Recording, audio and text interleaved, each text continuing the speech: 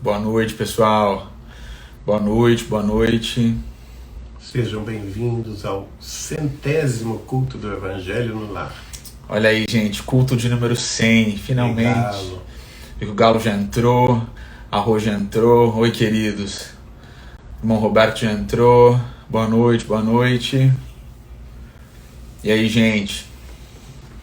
Hoje estamos fazendo diretamente de Campo Grande. Hoje nós estamos aqui em Campo Grande, Mato Grosso do Sul, meu estado. Visitando a família do João Pedro. Aqui com a minha família. Boa noite, Jojó. Irmã Edna, Cessi. Boa noite, gente. Boa noite, boa noite. Paulinha. Som ótimo, a Cessi falou. Maravilha, gente. Bom. Pessoal, uma alegria muito grande para nós estarmos aqui hoje no culto de número 100. Foram muitas semanas, 100 semanas, com o Evangelho aqui toda semana, graças a Deus. Nós não perdemos nenhuma semana, nós tivemos o privilégio de estarmos aqui em nome de Jesus por todas as semanas, e a gente já começa em tom de gratidão, porque na semana do Natal, na última semana de 2024, é o culto de número 100. Graças a Deus. Semana que vem já será o 2025. Culto de número 101, abrindo 2025 ano que vem. Bom, pessoal, mas então para nós entrarmos no texto propriamente, nós estamos no capítulo 17 de O Evangelho segundo o Espiritismo, como vocês sabem é o 17 mesmo, né? No 17 de O Evangelho segundo o Espiritismo, e hoje nós estamos iniciando um item muito interessante, que é o item da parábola do semeador, um texto muito conhecido dos Evangelhos, de que nós gostamos muito e que nós iniciaremos hoje. Que é o item de número 5. O item de número 5 do capítulo 17 de O Evangelho segundo o Espiritismo, para quem está... Vamos só conferir. É bom conferir, né? Me deu uma dúvida também. A gente só está conferindo aqui, gente, se é isso mesmo, capítulo 17. 18. Não, 18 é depois. Ah, tá, entendi. Você foi. 17, tá. Eu fui pra frente. Então é isso mesmo, gente. Capítulo 17, item a parábola do semeador. Mas antes de nós iniciarmos propriamente o texto, vamos à prece em nome de Jesus. Pronto.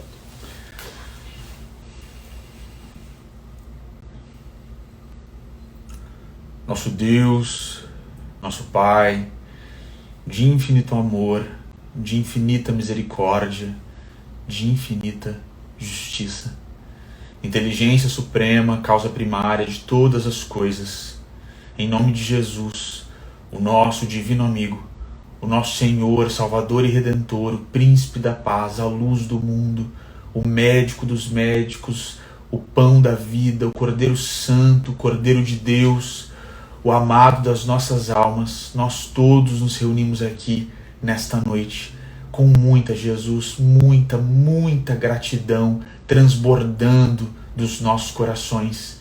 Nós gostaríamos, Mestre, neste momento de encontrar palavras para te agradecer, para expressar tudo isso que nós estamos sentindo neste momento tão abençoado, tão iluminado, mas diante da nossa mediocridade não encontramos, Jesus. Mas deixamos aqui logo de início nosso muito obrigado, Mestre, porque neste ano de 2024 que se encerra, o Senhor esteve conosco do início ao fim, nos nossos momentos de maior dificuldade, nos nossos obstáculos, nos nossos desafios, Jesus, nos nossos momentos de crescimento, diante daquelas pessoas que significaram desafios significativos para nós, o Senhor sempre esteve conosco, Mestre. Te agradecemos, Jesus, porque também nos nossos momentos de alegria, de felicidade, de conquista, de vitória, de sucesso, nós também, Mestre, tivemos o Senhor ao nosso lado, nos ajudando a entender de fato a espiritualidade amiga, agindo sempre e nos guiando no caminho que é o caminho da seara cristã.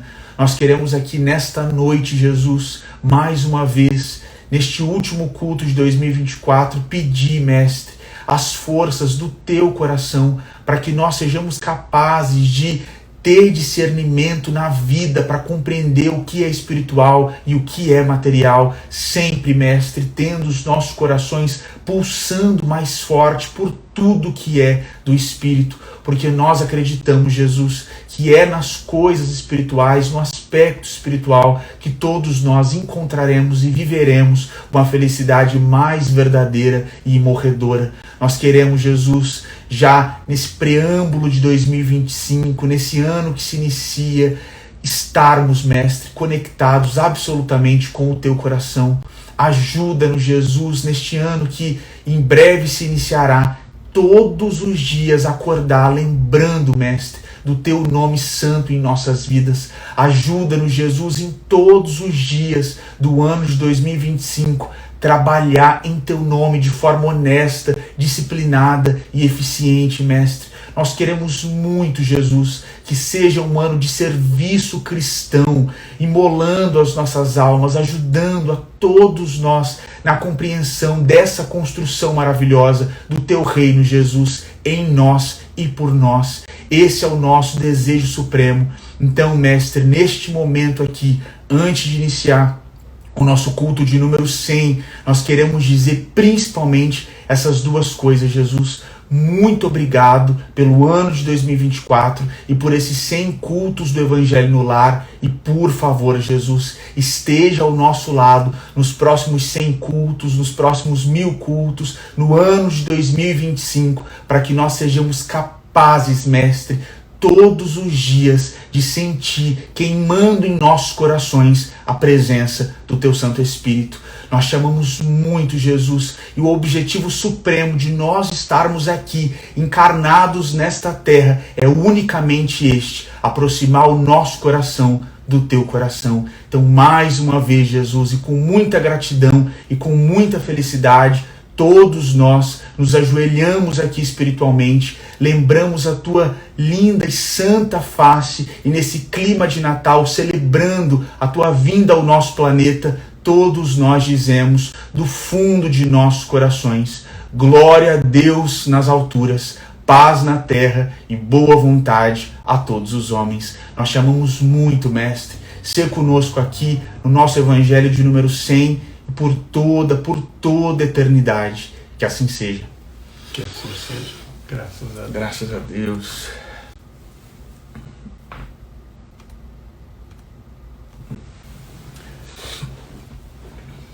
Bom, gente, então nós estamos iniciando esse item cujo título é A Parábola do Semeador. Parábola do Semeador. E esse texto, como nós já conversamos aqui, Kardec tira esses trechos do Evangelho e traz para esses comentários maravilhosos do Evangelho segundo o Espiritismo. Esse trecho, primeiro, está no capítulo 13 do Evangelho de Mateus, do versículo 1 ao versículo 9, e depois Kardec continua no capítulo 13 do Evangelho de Mateus, do versículo 18 ao versículo 23. Então vamos começar essa parábola tão conhecida, tão maravilhosa. Tão importante, né? Tão importante, com reflexões tão importantes. Parábola do semeador. Naquele mesmo dia, tendo saído de casa, Jesus sentou-se à beira do mar. Logo se reuniu grande multidão à sua volta, o que o levou a entrar numa barca onde se sentou, permanecendo na margem todo o povo. Disse então muitas coisas por parábolas, falando-lhes assim. Aquele que semeia saiu a semear, e semeando, uma parte da semente caiu ao longo do caminho, e os pássaros do céu vieram e a comeram. Então, cada parte, gente, de onde essa semente cai, cada parte desse texto é muito importante para nós prestarmos atenção. Então, essa primeira parte, e semeando, uma parte da semente caiu ao longo do caminho, e os pássaros vieram e a comeram. Então, caiu ao longo do caminho. Outra parte caiu em lugares pedregosos, onde não havia muita terra. As sementes logo brotaram, porque não era muito profunda a terra onde haviam caído. Mas, levantando-se, o sol as queimou, e, como não tinham raízes, secaram. Outra parte caiu entre espinheiros, e estes, crescendo, as abafaram. Outra, finalmente, caiu em terra boa e produziu frutos, dando algumas sementes 100 por 1, outras 60 e outras 30. Ouça quem tem ouvidos de ouvir. Então, esse primeiro momento, e quem conhece a estrutura do capítulo 13 de Mateus, nesse primeiro momento os discípulos ouvem a parábola do bom semeador, Jesus continua com outros discursos e trazendo outras coisas para eles, e depois eles pedem a interpretação dessa parábola, por isso que a gente avança em alguns versículos, e por isso Kardec avançou, e então o Cristo explica o que significa cada semente caindo em cada tipo de terra. Então Jesus continua: escutai, pois, vós outros, a parábola do semeador. Quem quer que escute a palavra do reino e não lhe dá atenção, vem o espírito maligno e tira o que lhe fora semeado no coração. Esse é o que recebeu a semente ao longo do caminho. Aquele que recebe a semente no meio das pedras é o que escuta a palavra e que a recebe com alegria no primeiro momento, mas, não tendo nele raízes, dura apenas algum tempo. Ao sobrevirem revés e perseguições por causa da palavra, tira ele daí motivo de escândalo e de queda. Aquele que recebe a semente entre espinheiros é o que ouve a palavra, mas em quem logo os cuidados deste século e a ilusão das riquezas abafam aquela palavra e a tornam infrutífera. Aquele, porém, que recebe a semente em boa terra é o que escuta a palavra, que lhe presta atenção e em quem ela produz frutos, dando 100 ou 60 ou 30 por um. Acho que a gente pode comentar. Acho que dá pra... com cada terra, né? Cada tipo. Bom, gente, essa é das parábolas principais de nosso Senhor Jesus Cristo, porque ele faz um retrato global da semeadura e também ele faz uma análise profunda daqueles que receberam a semente. Os vários tipos de pessoas que ouviram a semente da Boa Nova, ouviram as pregações da sua palavra de vida eterna e que, por motivos diversos, tiveram uma reação diferente em relação àquilo que eles receberam. Então, como o próprio Jesus vai explicar aos seus discípulos, essa parábola não tem segredos, não tem nada hermético, ela é perfeitamente compreensível e perfeitamente clara, porque foi o próprio Jesus quem a interpretou para os seus discípulos mais diretos, que pediram a ele que explicasse a parábola. Então, quem é aquele que semeia, que saiu a semear? Esse é o primeiro ponto. Quem é? Fazenda semeadora. Aquele que semeia, que saiu a semear.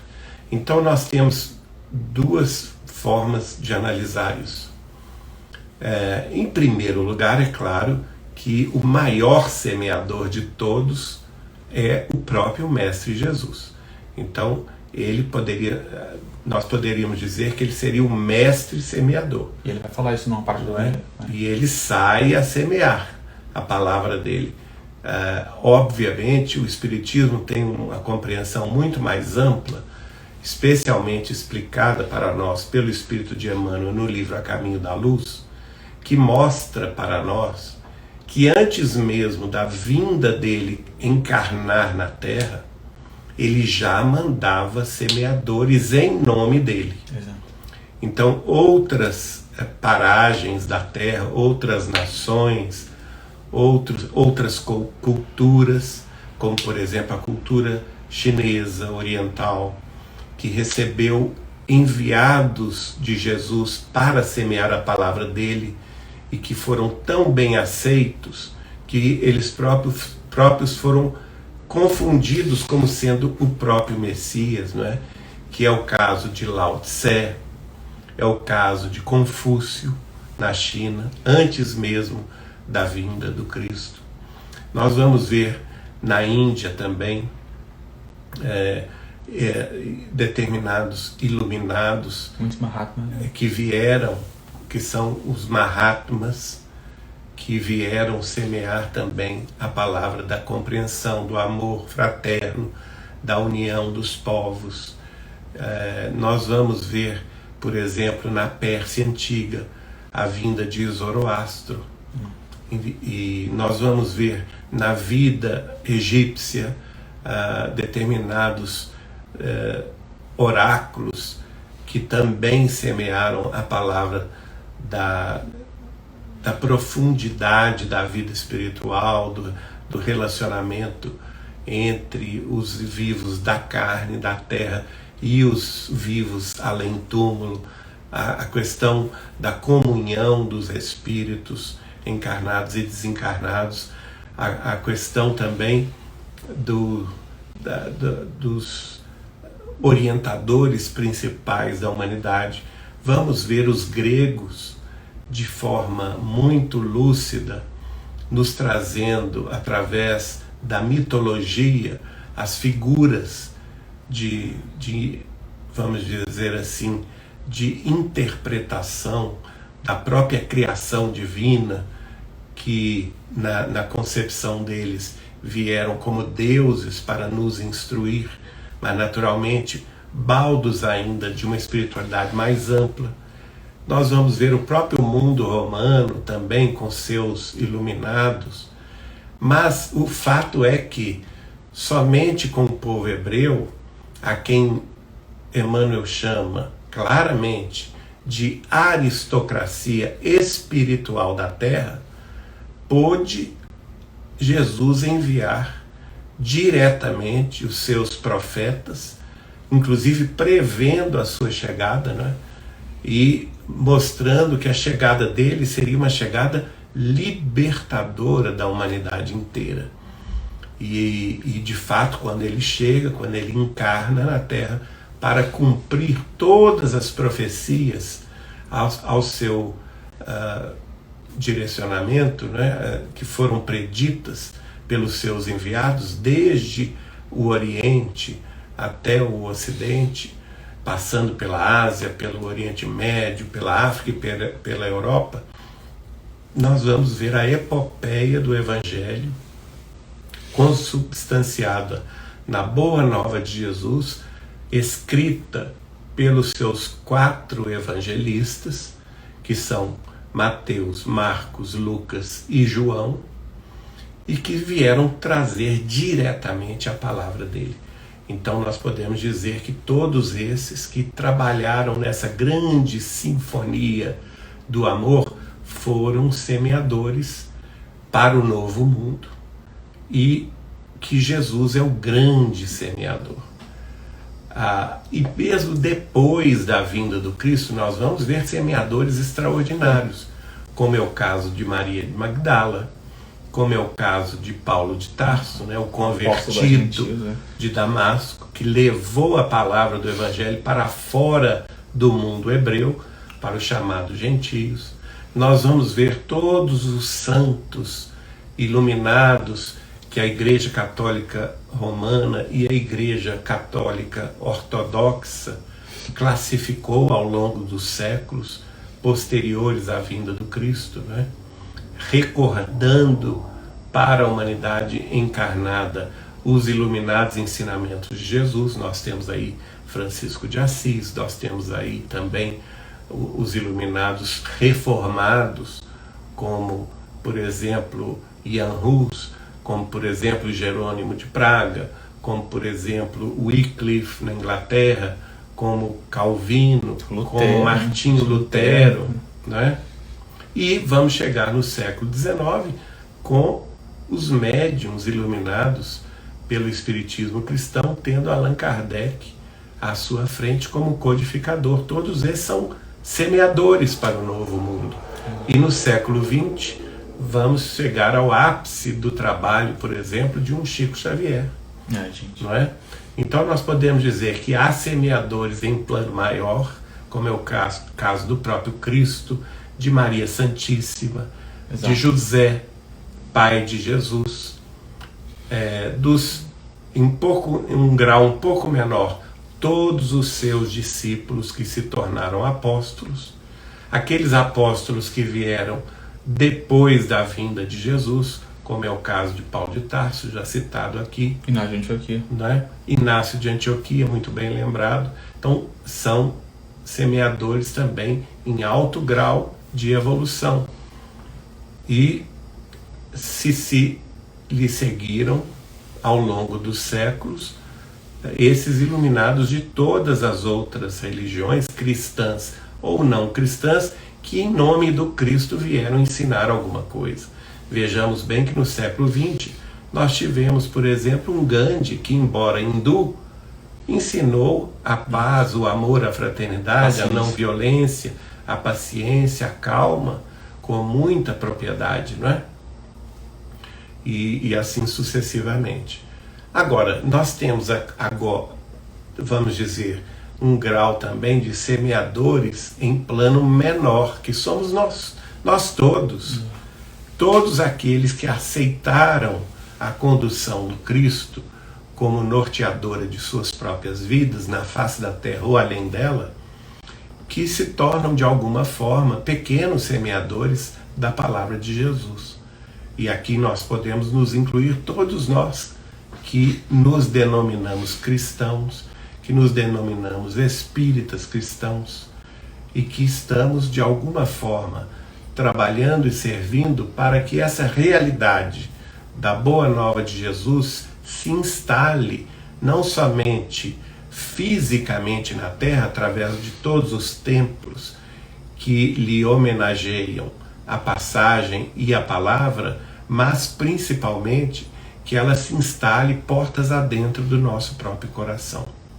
Então, isso, já começando aqui os nossos comentários sobre quem seria este semeador que saiu a semear, pode ser desde o semeador em plano mais alto, em plano maior, que é nosso Senhor Jesus Cristo, que é também Maria Santíssima, como eu já disse, aqueles que são também altos, mas de condição humana, como os discípulos, os apóstolos, os servidores reais do Cristo, como citou aqui o João Pedro Inácio de Antioquia, e em plano menor nós vamos ver os nossos guias espirituais, os benfeitores da vida maior, nós vamos ver Emmanuel, nós vamos ver André Luiz, nós vamos ver Bezerra de Menezes, nós vamos ver Maria Dolores, nós vamos ver Meimei, não é? Vamos ver o espírito de Sheila, de Eurípides Barçanufo, de Neio Lúcio, e encarnados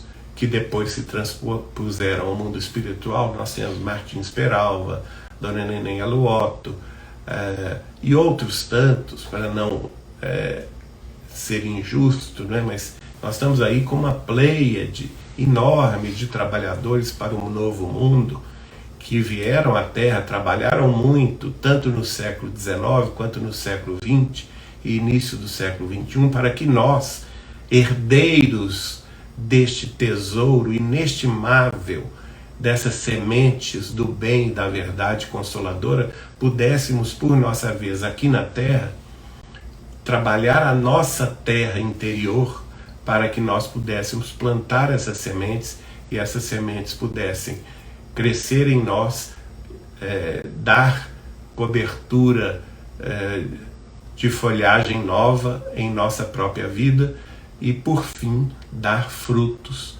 uns dando frutos a 30 por um, outros dando frutos a 60 por um e outros ainda dando frutos a 100 por um. Então todos nós podemos nos situar aí no rol dos trabalhadores para o novo mundo.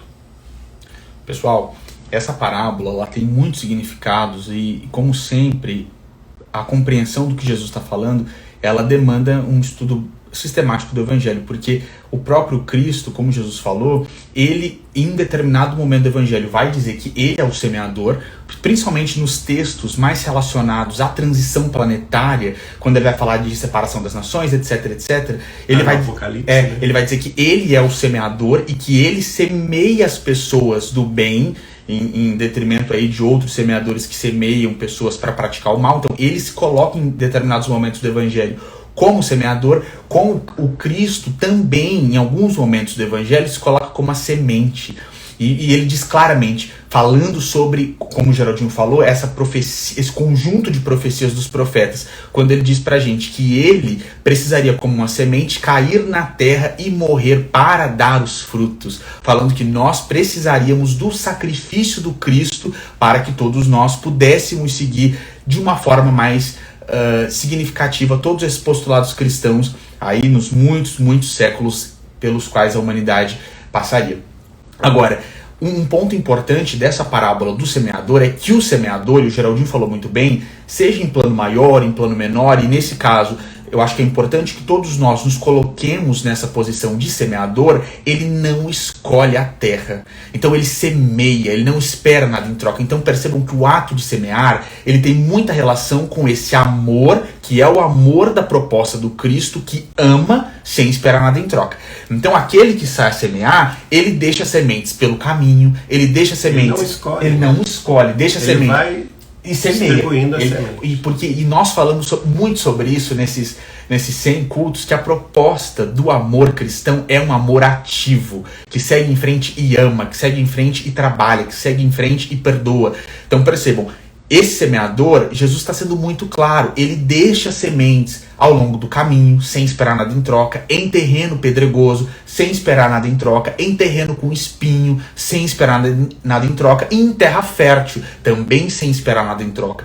Então o Geraldinho começou de uma forma muito bonita o Evangelho, trazendo para todos nós essa proposta de que existem semeadores em muitos níveis e essa proposta de que nós também somos semeadores. Então, o primeiro ponto muito importante é nós pensarmos que a nossa condução da palavra do Cristo, ela tem que ser desinteressada, sem esperar nada em troca. E é muito importante, gente, que o trabalhador cristão não espere nem gratidão daquele a quem ele se dirige. Porque se você espera mesmo que uma gratidão daquele para quem você se dirige para trazer o evangelho, para trazer a boa nova, para trazer uma boa palavra, a chance de você se frustrar é muito grande. Porque, como o próprio Cristo está mostrando... Quando ocorre a frustração, a pessoa se julga tão triste que ela abandona esse trabalho que você falou. E aí ela erra.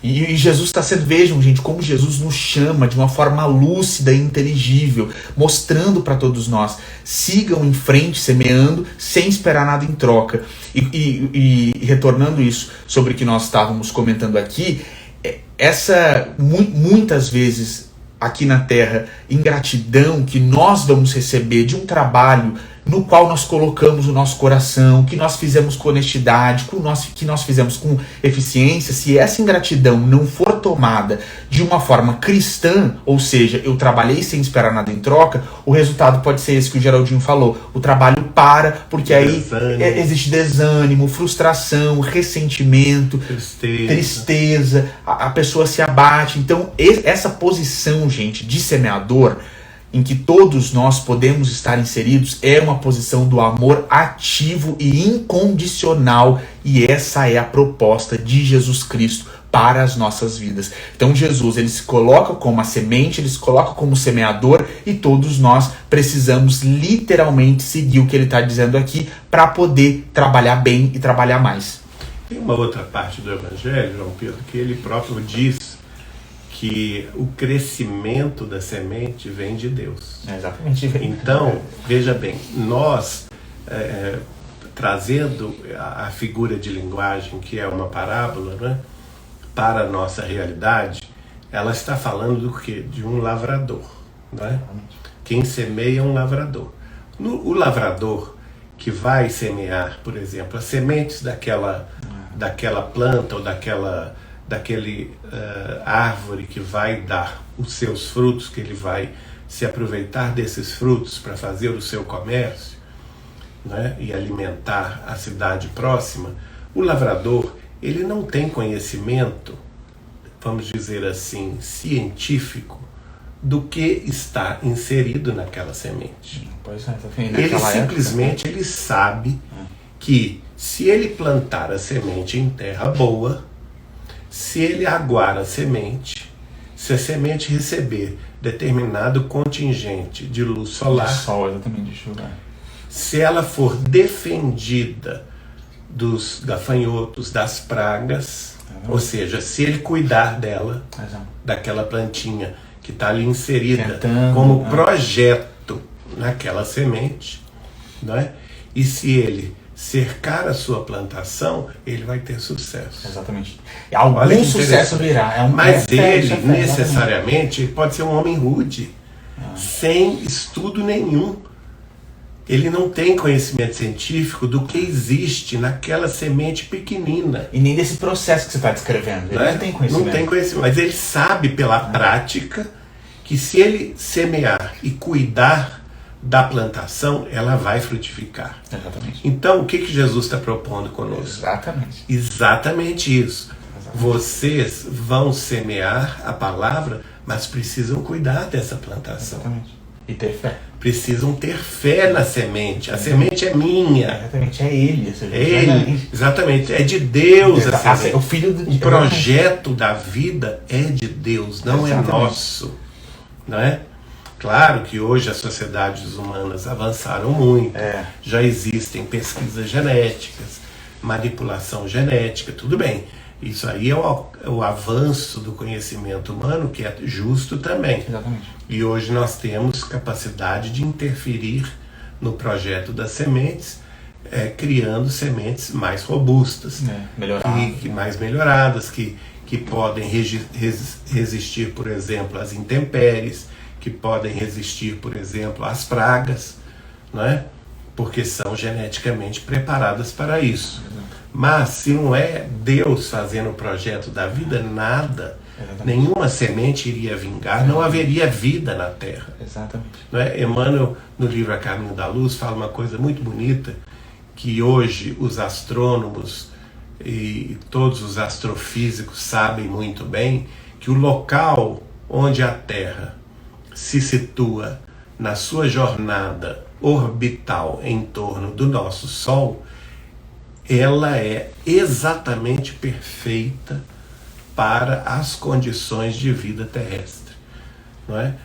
Proporciona à Terra que tenha água líquida, proporciona à Terra que tenha as estações do ano diferentes e proporciona raios de sol com calor suficiente para manter a vida, e que se ela estivesse um pouco mais próxima do Sol, na direção, por exemplo, da órbita de Vênus, a vida na Terra seria impossível como nós a vemos hoje, porque seria excessivamente quente. Ou, ao contrário, se ela estivesse um pouco mais afastada em sua órbita, mais próxima da órbita do planeta Marte, a Terra seria excessivamente fria. E aí necessariamente a água congelaria nos oceanos, nós não teríamos a condição de vida que temos hoje. Então tudo é milimetricamente perfeito,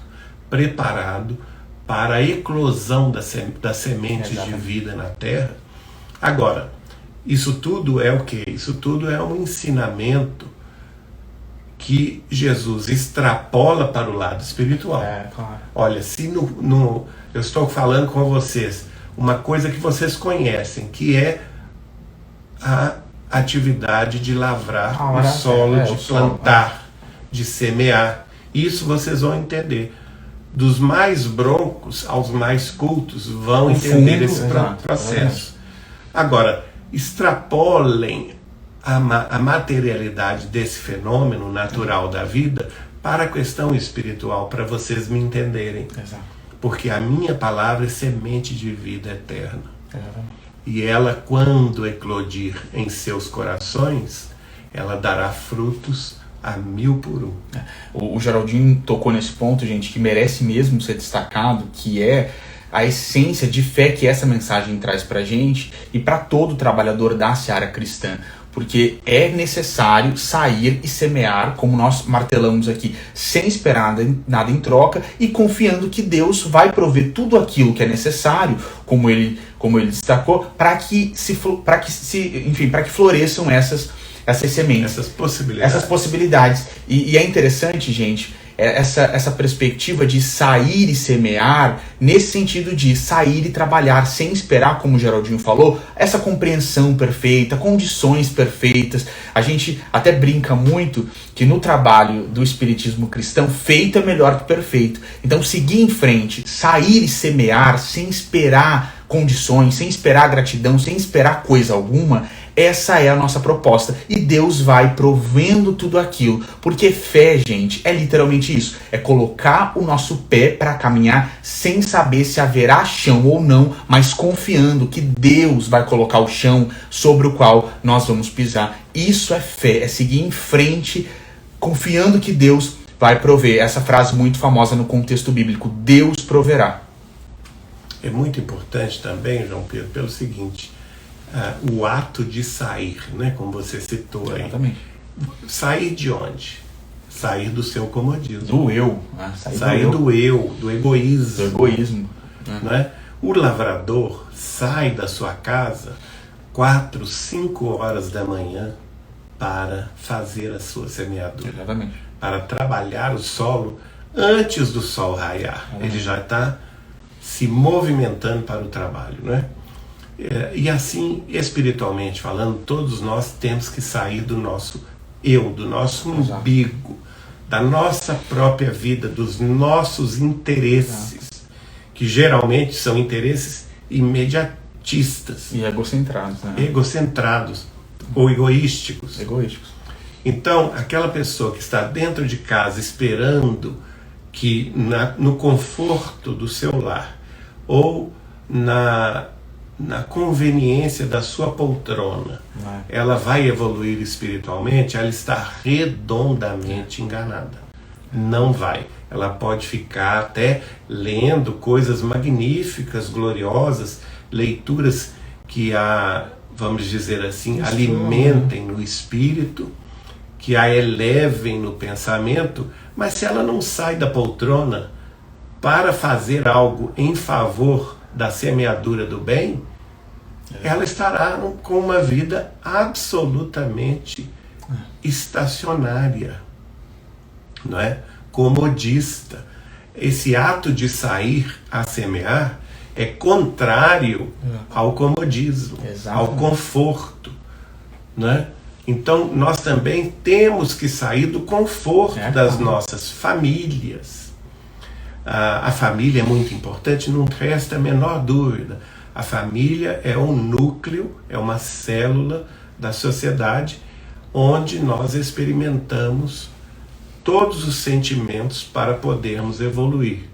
Mas se a gente ficar encerrado dentro da própria família consanguínea, a gente também não vai entender a necessidade de semear a palavra de Jesus para todas as gentes. Exatamente. Não somente os nossos familiares queridos, mas todas as gentes fora do nosso círculo de convivência social. Exato, gente. E isso é a base da caridade. É a base da caridade. Isso que o Geraldinho está falando é muito importante. E vejam como, pensando só essa atitude de semear, a gente acaba tendo tantas ramificações no espiritismo cristão. Porque esse é um dos motivos, esse que o Geraldinho trouxe, pelo qual tantas pessoas nascem em um lar com mais dificuldades. Porque se muitas pessoas, gente, num planeta de provas e expiações, nascessem em lares equilibrados, com muito amor, naquela fraternidade gostosa, a dificuldade de sair seria imensa, mas imensa, gente. Há um texto sobre o qual nós conversamos no centro há alguns meses, na verdade, em que a Inês de Castro, com a sua alma gêmea, explica que eles não retornaram nessa posição, né, numa determinada encarnação. A gente não vai entrar nisso aqui, mas que eles não retornaram como marido e mulher porque o amor deles é tanto que, se eles se encontrassem, eles possivelmente entrariam num comodismo, nesse amor conjugal tão grande. Egocentrado. Então, percebam como essa atitude ativa do cristão de seguir em frente, sem esperar nada em troca, trabalhando, olhando para Jesus, é a proposta que Jesus veio nos ensinar. Exato. Agora vamos ver o outro lado. As Nós terras, falamos do semeador. Dos semeadores. Agora vamos falar daqueles que vão receber a semente. E Cada nesse terra. caso é cada tipo de terra, Exato. cada trato de terra, né? Então, como o próprio Jesus já explicou, não tem segredo, né? Aquele que escuta palavras do reino de Deus e não lhe dá atenção, quer dizer, aquelas pessoas distraídas. Elas até tiveram contato com a palavra divina em todas as religiões.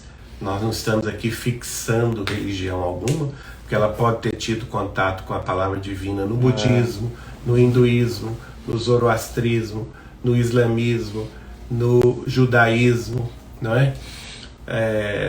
No cristianismo católico romano ou católico ortodoxo, no protestantismo, no espiritismo cristão.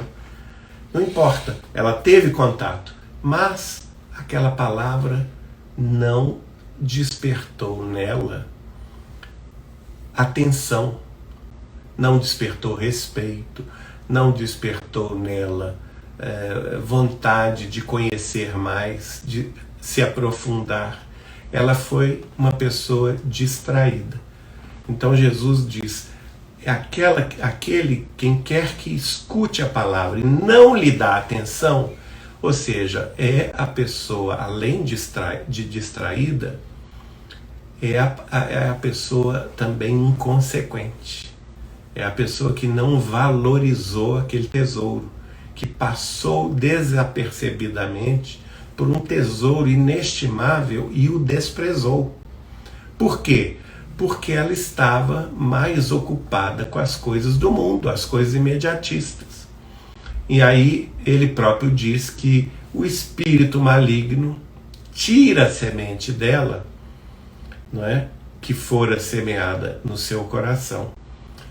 E esse é aquele que recebe ao trato de terra, que recebeu a semente ao longo do caminho, como ele diz lá na primeira parte da parábola, mas que os pássaros do céu vieram e a comeram. Essa é a primeira terra, Que é a primeira terra. Então os pássaros que vêm e comem a semente tudo que é maligno no mundo. É a violência, é o crime, é a sensualidade, é a corrupção, não é? É o desamor, é o egoísmo, é a vaidade, é o orgulho, é a busca pela fama, é a busca pelo dinheiro, é a busca pelo poder, que distrai aquela pessoa, não é? E aquela semente que pode ter sido plantada por uma mãe, por uma avó, por um avô, por um amigo, não conseguiu sequer formar raízes, porque pela distração da pessoa que recebeu a semente, essa semente não entra no coração dela, e o espírito maligno a leva embora, porque a pessoa é envolvida na malignidade do mundo. Isso, gente, esse primeiro ponto aqui, essa primeira terra, que essa semente caiu ao longo do caminho, isso é muito sério, gente, porque quem são esses pássaros, esses espíritos malignos que tiram? E nós estamos falando, nesse caso, gente, dos teóricos do materialismo, porque eles literalmente bloqueiam a entrada dessa semente. Isso é muito sério, porque nós estamos refletindo, percebam, sobre cada personagem trazido por Jesus. E esse pássaro, esse espírito maligno, porque essa semente, gente, ela não chegou a entrar. Essa primeira terra sobre a qual nós estamos falando, vem alguém e tira essa semente para que ela não entre. Então, isso é muito sério, porque é muito triste, como o Geraldinho falou, quando nós percebemos pessoas que ficaram tão endurecidas pelas teorias materialistas que, como ele disse, começam a tratar com desdém o cristianismo. Então não quer nem ouvir, e debocha quando você fala, e vira a cara, e não te dá atenção, elas vão começar a rir. Essas pessoas, elas foram afetadas por esses pássaros que tiram a semente, que são literalmente os pregadores do materialismo na terra, que criam essa camada que impossibilita a semente de entrar. E a responsabilidade, gente, de quem prega o materialismo é muito grande, porque o fruto do materialismo é morte, dor, loucura e autoextermínio. Então a gente precisa prestar muita atenção nesses pássaros que rondam todas as pessoas querendo tirar as sementes, porque eles são muito perigosos e muito danosos para a vida do espírito que está encarnado aqui na Terra. E a gente pode até fazer uma analogia que em muitas religiões foi válida, que esse pássaro maligno, ele pode ser interpretado como os dragões também, né? Aqueles destrói, exatamente. que embora voassem, eles traziam o quê? Traziam a queima, traziam a destruição. E em muitas religiões foram chamados de dragões. São os dragões do materialismo histórico, que não querem que a pessoa se ocupe da religião. São os dragões da guerra, que espalham morticínio e guerra através de pilhagens, através de revoluções, através de guerras entre nações ou entre regiões. São os dragões do sensualismo e da sexualidade irrefreada, não é? Que não deixam que a pessoa forme núcleos familiares estáveis. Então são aqueles que promovem, por exemplo, a irreflexão da poligamia, do sexo sem responsabilidade, do aborto, porque não querem as crianças renovando a paisagem terrestre, né?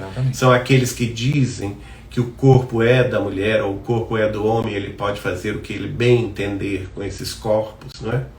Então nós temos que ter muito cuidado.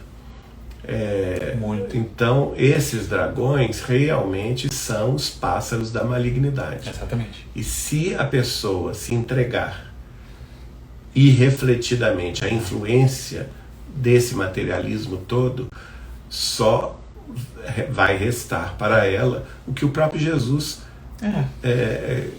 disse: onde haverá choro e ranger de dentes. E vocês já devem ter passado por isso, gente. Todos nós passamos. É muito difícil. E Kardec vai falar dos céticos sistemáticos no livro O que é o Espiritismo. Mas o que eu quero dizer é muito difícil ter um diálogo com um materialista convicto. Aquele que acha que ele decodificou a vida na Terra pelo materialismo. Isso é muito difícil, gente. E literalmente a semente cai ali, não entra, e essas pessoas não dão atenção. Então muito cuidado. A gente não consegue ler todas os comentários de vocês, mas eu vi que alguém colocou como reconhecê-los. Jesus é claro nisso. Nós reconheceremos a árvore pelo fruto. Então as obras dessa pessoa são o principal parâmetro de reconhecimento para nós sabermos que nível de espírito é o espírito que está encarnado aqui, convivendo conosco e pregando certas coisas para todos nós. Exato. Muito sério isso, gente. Agora vamos ao segundo trato de terra, que é aquela terra que ela tem uma profundidade muito pequena. É uma terra fina. Um lugar pedregoso. Então é um lugar pedregoso. Tem mais pedra do que terra. Exato. A semente até cai ali. Entra no coração da pessoa, chega a fazer raízes. Logo brotam, né? Mas como a terra é pequena, ou seja, o coração da pessoa é ainda endurecido pelas pedras. Exatamente. Não tem amor. E não tem a raiz profunda, tem fé. Né? Que é o que ele fala, não a tinha falta de profundidade das raízes significa que a pessoa não tem fé ainda suficientemente forte, vigorosa, perseverante, corajosa para sustentar uma planta maior. E aí o que acontece, não é? Nessas partes ou lugares pedregosos, onde não há muita terra, as sementes brotam, mas porque essa terra não era profunda, não é? Chega o sol, e o sol aí pode significar o quê? O calor da provação, o calor da expiação, o sol apino que gera o suor, que gera muitas vezes o esforço, que fere a matéria, fere a matéria. É isso mesmo. E ela não está disposta a enfrentar esse esforço. Ela não tem raiz para ter a água da vida que é Jesus. Não tem. Então o sol queima. O sol queima. a provação queima, Exatamente. a expiação queima, ela não tem fé. É. Então, ao invés de ela colher a provação, dela colher a expiação com fé renovada, não, Senhor, eu estou sofrendo, mas eu tenho fé que isto é temporário. Exatamente. Que isto também passa, como disse Maria Santíssima, Chico Xavier, isso também passa.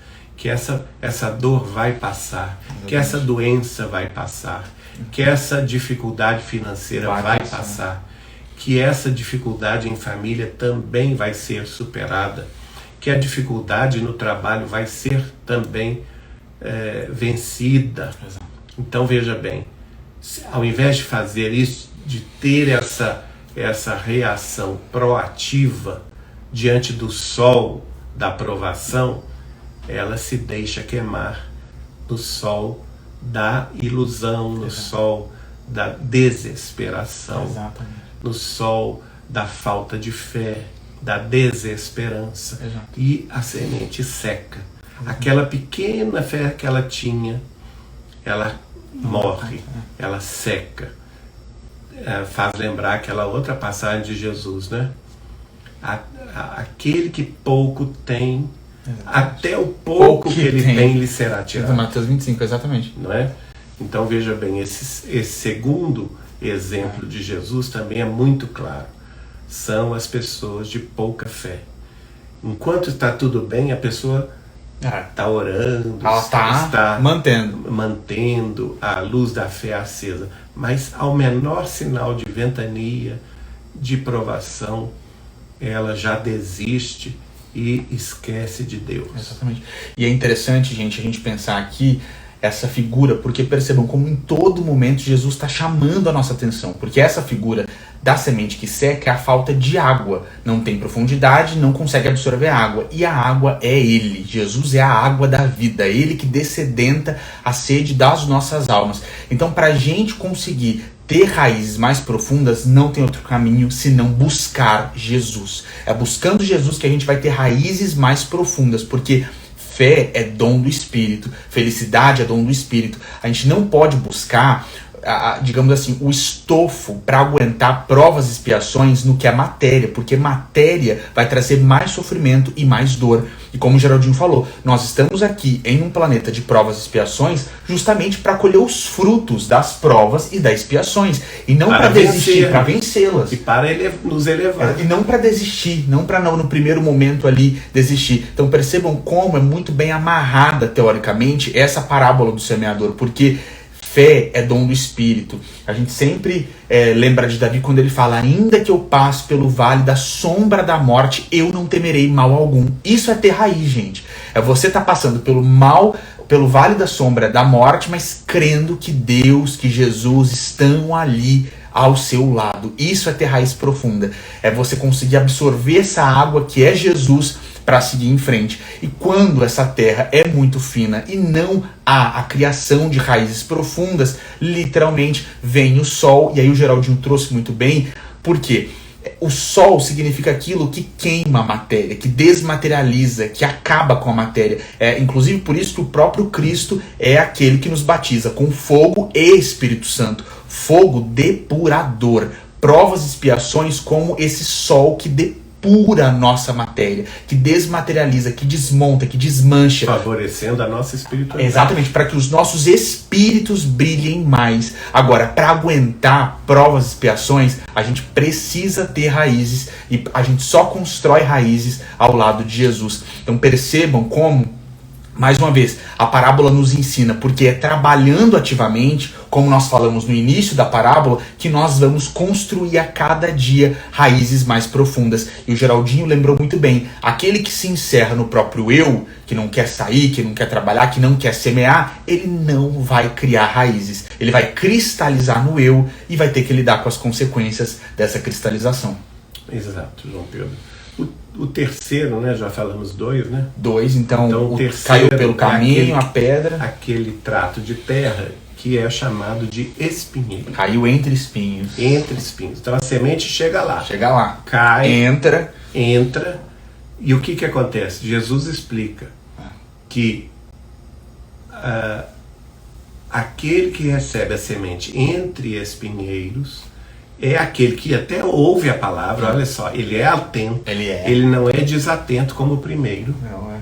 Né? E a terra é boa. A terra é boa, ele é atento, ele tem inclusive uma terra mais profunda. Que aí percebam, não é nele, é no que está externo, Exatamente. são os espinhos. Mas ele se entrega mais, a sua terra Quando brota, se entrega mais, ao invés de se entregar para dar alimento à semente boa, ele dá força à semente má, que é a semente do espinheiro.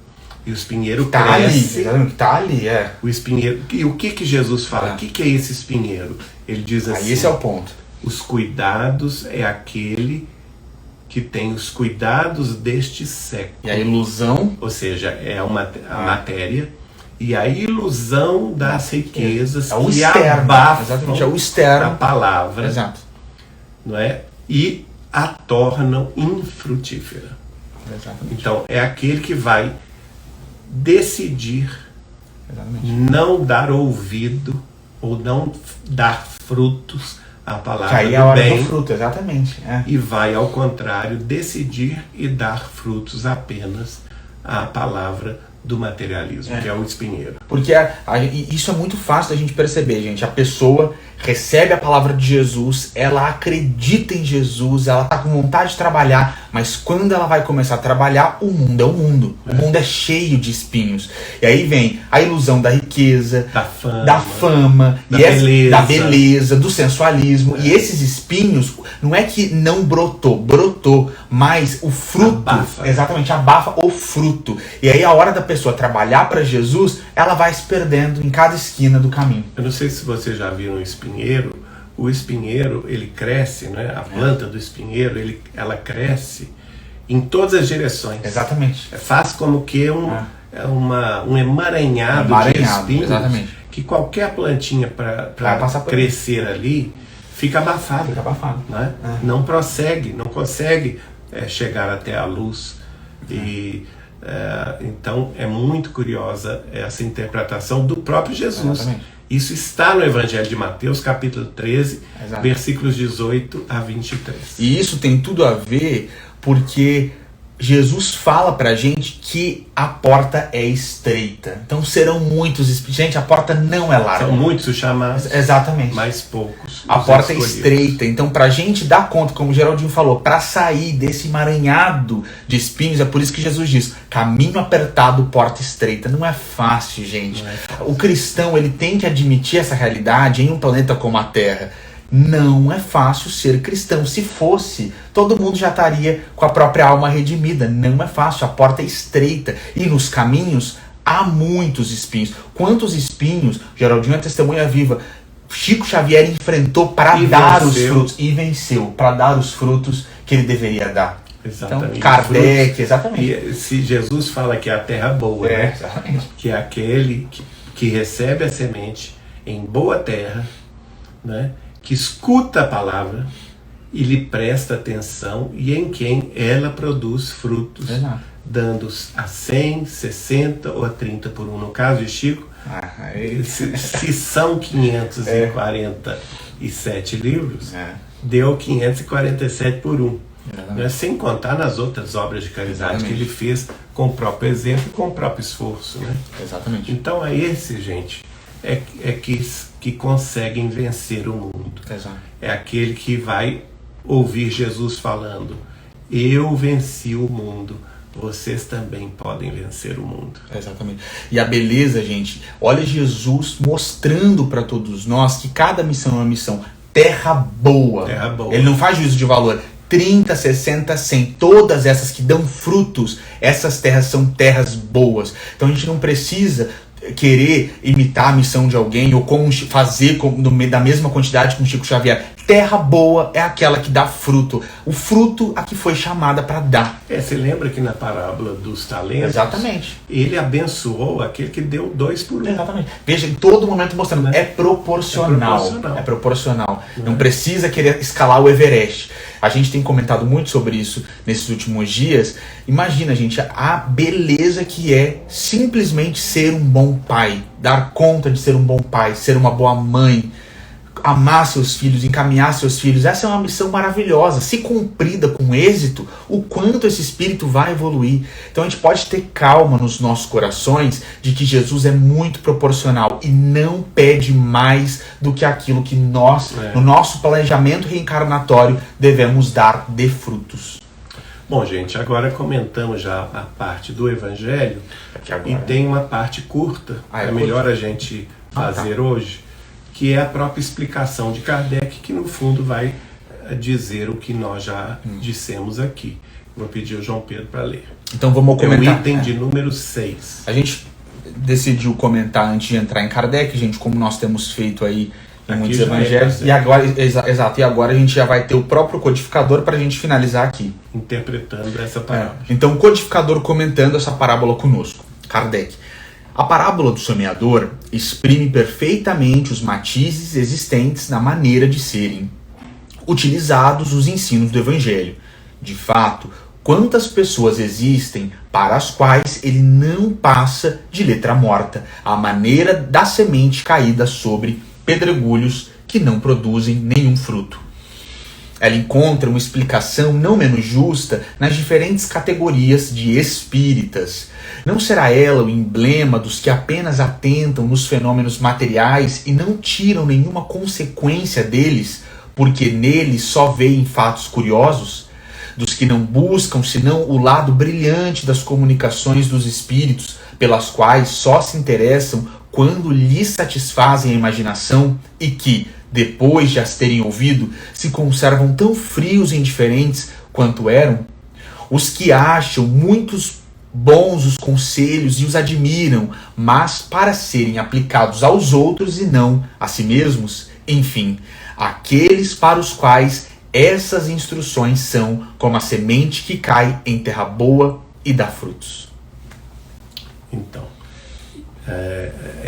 tá autoexplicativa aí a questão de Kardec em relação aos espíritos. Né? E a gente tem o exemplo do Chico, então, né? Aqui no é aquele que está mais preocupado com a fenomenologia.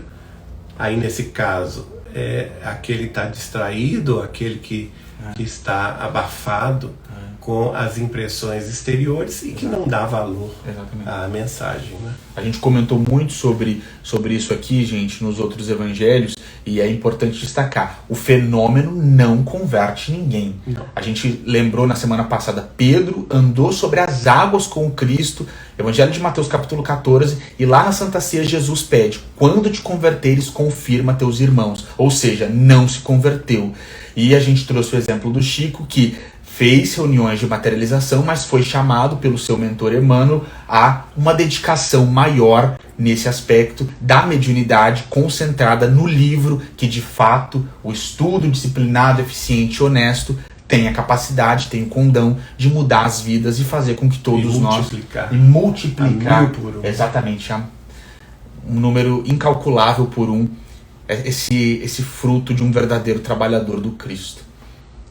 Bom, gente, a gente chegou então ao final desse comentário sobre a palavra que é o capítulo 17, itens 5 e 6 do Evangelho segundo o Espiritismo, a parábola do semeador. Com isso, nós encerramos aqui o início desse capítulo 17. Já no ano que vem, na primeira semana de janeiro de 2025, entraremos nas instruções dos Espíritos sobre este capítulo. E a primeira instrução tem o título O Dever, que é a instrução dada pelo espírito de Lázaro na cidade de Paris em 1863. Maravilha, gente.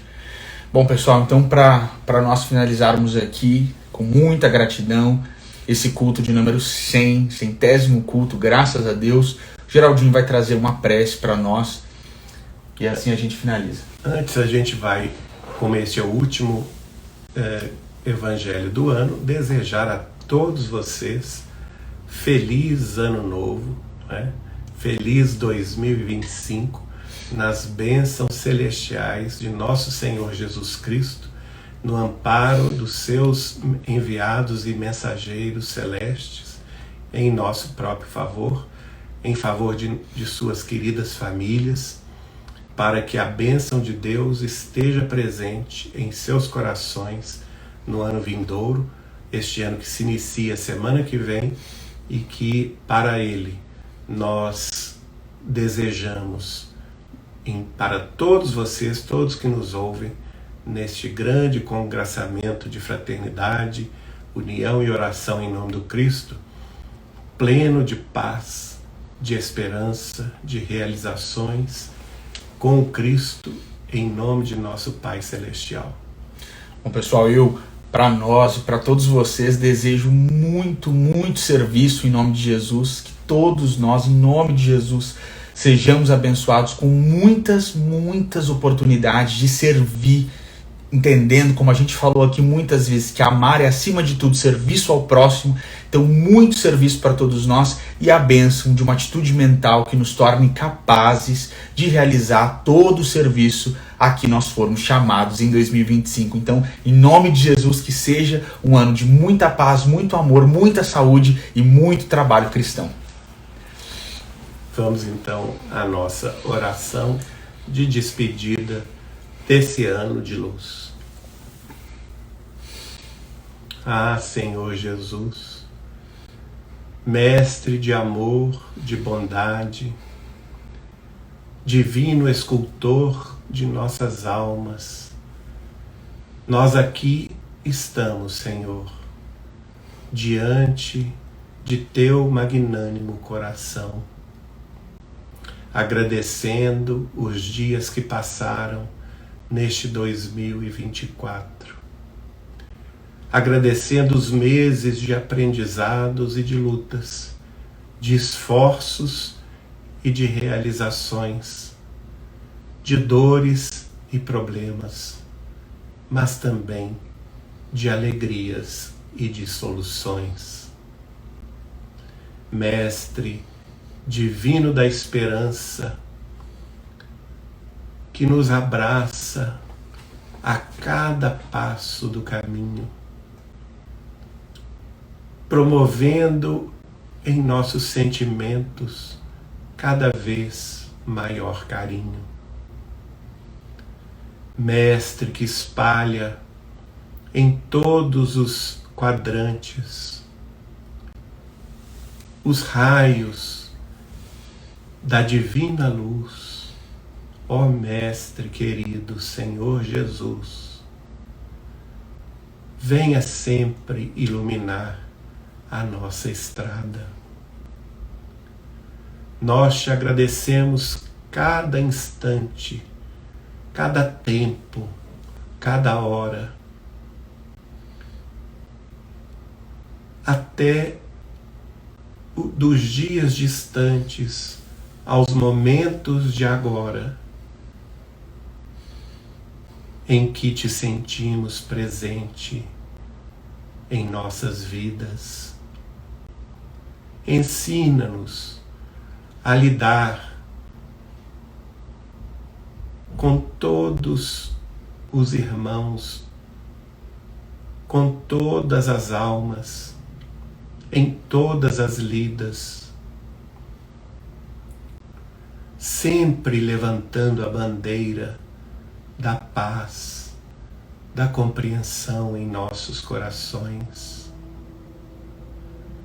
Dá-nos sempre, Senhor, coragens novas, com que possas sempre agir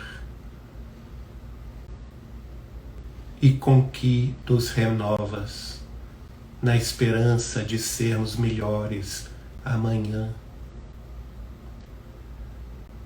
Seja sempre presente, Senhor amado, descortinando em nossos caminhos, em nossos horizontes, cada vez mais amor, mais luz, mais caridade, para que a tua bondade seja presente, Senhor, em nossas almas. Que assim seja, Mestre Divino, com teu amor cristalino, para sempre, assim seja. Que assim seja. Que assim seja. Graças a Deus, pessoal. Bom, gente, então com muita gratidão aqui, com muita felicidade, nós encerramos esse culto de número 100 com essa prece maravilhosa e emocionante do Geraldinho. Beijo, pessoal. Beijo. Até pessoal. semana que vem. Fica com Deus. 2025, começando aí com o culto de número 101. Abração, gente. Até semana que vem. Tchau, tchau.